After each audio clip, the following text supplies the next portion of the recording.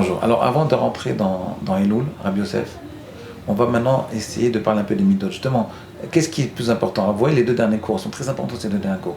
Qu'est-ce qui est le plus important? Fabriquer la volonté et au détriment des fois d'arranger ses midot, de se purifier au niveau de son être, au niveau de ses intentions, ou bien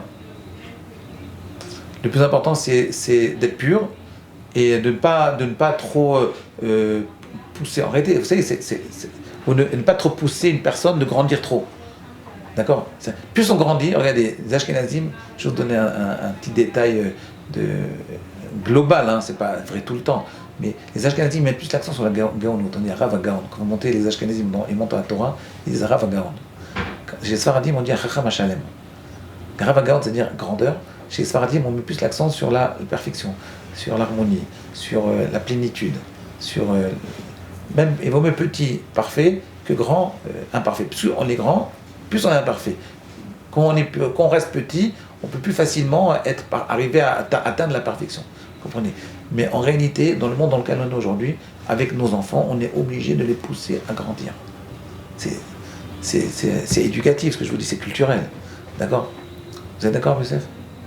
Donc, vous comprenez ce que je veux dire? C'est-à-dire qu'il y a, dès qu'on essaie de développer chez une personne, la pousser à développer sa volonté, obligatoirement, les défauts qu'on fait grandir quelqu'un, même ses défauts, ils grandissent avec lui. Vous voyez, la Torah, par exemple, elle fait grandir la personne. Elle va lui permettre de s'élever. Mais quand on s'élève, les herbes bonnes, elles poussent, mais les herbes mauvaises également, elles poussent. Tout pousse. Donc, après avoir grandi, on peut essayer de... D'accord? Donc, ce qu'on a dit la dernière fois, c'est travailler sur la volonté, c'est permettre à une personne, donner à une personne les éléments, les kelim, les outils pour pouvoir s'élever et atteindre un très haut niveau, au niveau même social à la rigueur. Je ne parle pas de social ici, je parle de faire des choses dans la vie. D'accord? C'est aussi social. Mais la deuxième partie, c'est la partie plus limite, c'est qu'après qu'un homme ait grandi, après avoir donné la possibilité à un homme de grandir, il faut également l'aider à apprendre à se purifier, c'est-à-dire à ranger ses midotes. Comment on fait ça? Alors on va commencer par Eshet Raïl. On a fait ces cours-là sur Eshet Raïl. On va lire Eshet Raïl, c'est la fin du livre de Michelet de Shlomo Ameler. Ce livre-là, à la fin, on a une 25 ou 30 versets qu'on appelle Eshet Raïl. C'est ce qu'on lit le vendredi soir. Alors les gens pensent qu'Eshet Raïl mimtza veracham bepnei milcha. Du coup on parle de la femme vertueuse. Eshet Raïl, où va-t-on trouver une femme vertueuse? Veracham bepnei milcha verchoulé. D'accord? Rabbi Yosef, c'est quoi Eshet Raïl? C'est la femme vertueuse. C'est d'accord? C'est ce qu'on dit dans le texte. En réalité, le Gaon de Vilna, il y a une compréhension totalement différente de ces versets-là. On va essayer de comprendre petit à petit. On va lire maintenant, on va étudier le début de Eshet Raïl pour ces quelques jours qui suivent, qui sont autour du mois de Elul, pour essayer de comprendre c'est quoi Eshet Raïl. Regardez, Eshet Raïl mi-imtza, je traduis. Femme vertueuse, où on la trouve? Verachot mi-peninim micha, loin, profondément, micha, on doit creuser. Micha, c'est pas acheter, c'est pas vendre, c'est pas mocher, c'est micha, kriya, comment on dit dans la Makaba, kriyat bor. Il faut rappeler kriyat bor, c'est creuser un puits. Micha, c'est creuser. C'est-à-dire, comment on va faire pour trouver sa femme? Il faut creuser profondément. Voilà, c'est le texte. Creuser profondément où? Qu'est-ce qu'il faut creuser? Qu'est-ce qu'on a besoin de creuser pour trouver une femme? On ne comprend pas. On va lire le gars. Le gars dit comme ça. Eshet Raïl, que moi chez Amrou, bemem chet dvarim à Torah niknet. Vem parachat yitro. Ok? C'est quoi mi imtza, que moi chez Neymar, ve chokhma mi ayin timatze. D'accord? La chokhma mi ayin timatze. Alors, nous on a l'impression que Eshet Raïl c'est quoi? C'est la Torah. Comme ça, on apprend dans les séminaires de jeunes filles, c'est quoi Eshet Raïl? C'est la Torah. Et ici, on nous dit non. Le gars, il ne dit pas ça. Il dit la chokhma mi ayin timatse. C'est quoi la chokhma? On la prend de ayin. D'où vient la chokhma?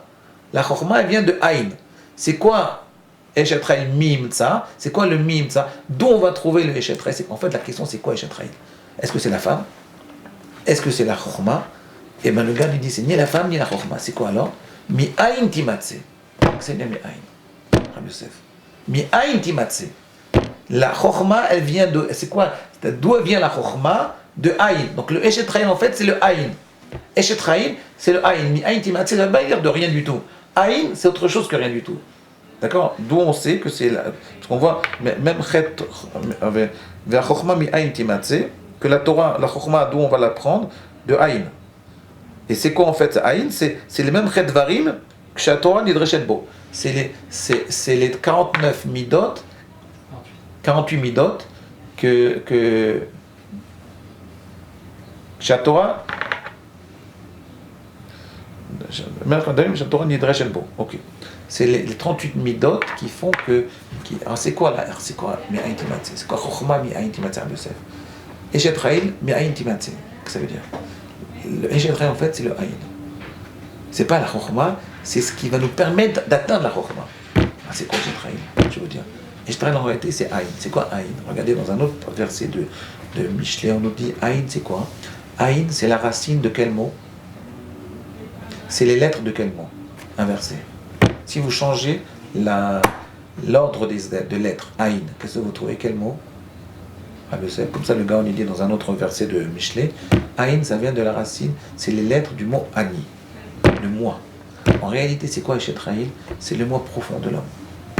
En réalité, chaque homme, il a un moi profond, pur, à l'intérieur de lui-même.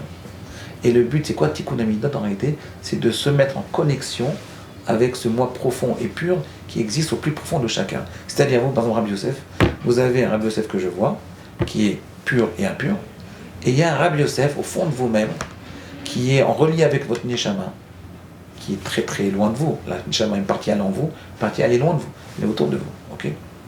Et en réalité, le but, c'est quoi le Tikkun Hamidot? C'est pas d'atteindre des midot que vous n'avez pas. C'est de vous permettre de vous connecter avec le profond, avec le moi profond qui existe au plus profond de votre être.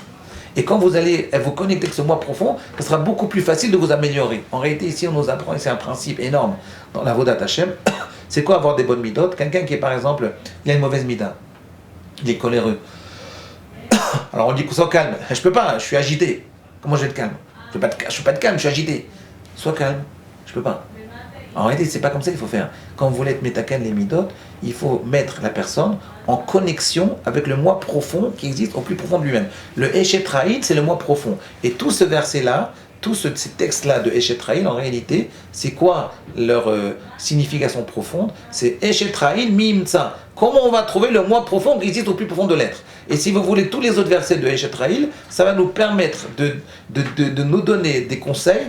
Comment dévoiler le moi profond qui existe au plus profond de notre être, c'est-à-dire se mettre en connexion avec soi-même.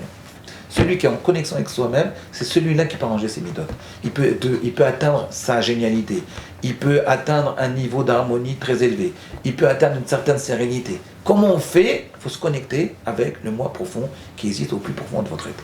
Voilà. C'est ça en gros les versets de Eshet Chayil. Comprenez, Rabbi Yosef? Comment on fait? À demain.